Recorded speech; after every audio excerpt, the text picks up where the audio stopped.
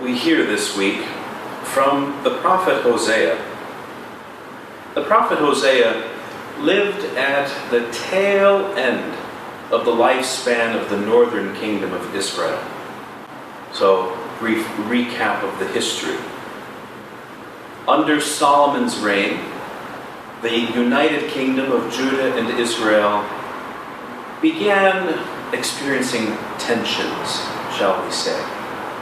Solomon in many ways was a harsh ruler, and the northern tribes began to grow very resentful of his rule. And when his son comes to power after him, they deliver him an ultimatum. Listen, either ease up or we're going to go our own way. And Solomon's son, lacking his father's wisdom, decides that he is going to push them all the harder than his father did, and the kingdom splits in two, with Judah in the south, Israel in the north. And for hundreds of years, the northern kingdom will be going its own way, for better or for worse, and usually for worse, until finally the Assyrian Empire comes, destroys the northern kingdom, deports its people, scatters them abroad, takes other peoples from their empire, resettles them there in the land. And at least according to the Jewish perspective, those resettled people become the Samaritans. And what Hosea is trying to explain to the people of Israel is that they are incredibly precious to God. And he uses the image of husband and a wife to describe the relationship between God and Israel. He's the first of all of the prophets to inaugurate the tradition of using that analogy.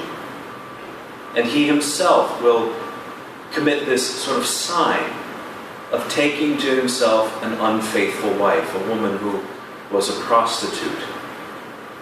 And he will urge the people over and over and over to return to the Lord, to stop worshiping false gods, to stop trying to play politics between Egypt and Assyria, to be faithful to God, to look to God alone for their sustenance, for their protection, for their well-being. Sadly, too few will heed Hosea's call.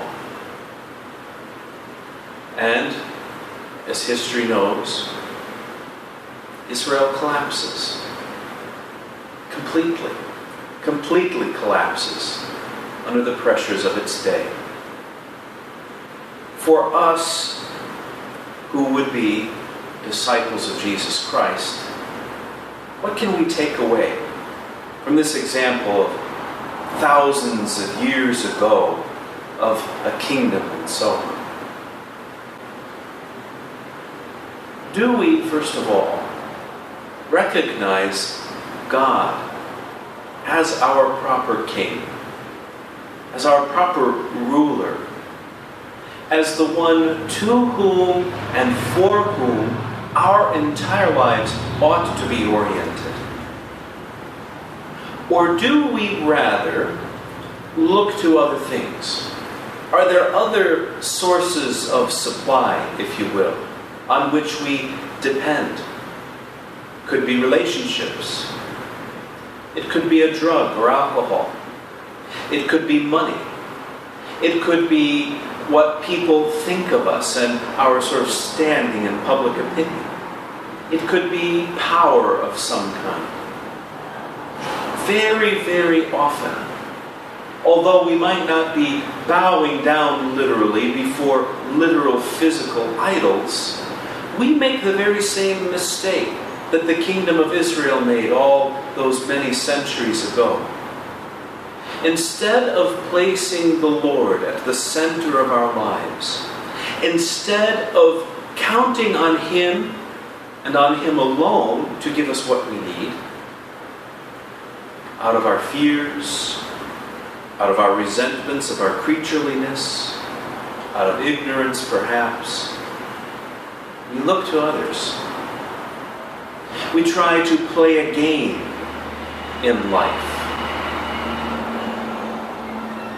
Here's the thing we need to hear from the prophet Hosea. The game never works. At least not in our favor. If we look at life as some kind of a game, if we look at our relationships to God, to other human beings, and in a sense with ourselves, as various factions that we can play on and off against each other, every time we will lose. It only leads to our own downfall, our own destruction. If and only if God truly rules over our hearts,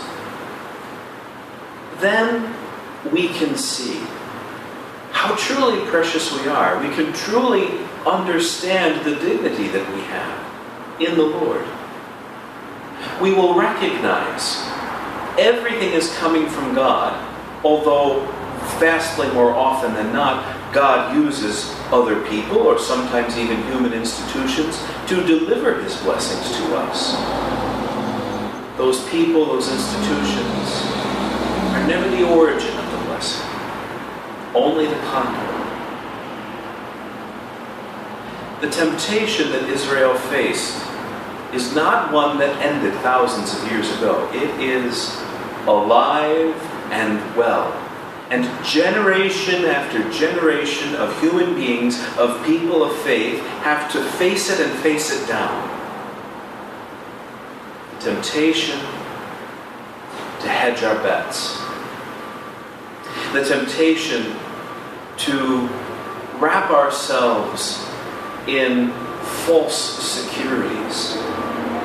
The temptation to see what we want and seize it rather than ask the Lord for it and accept it in good time whether it comes or not.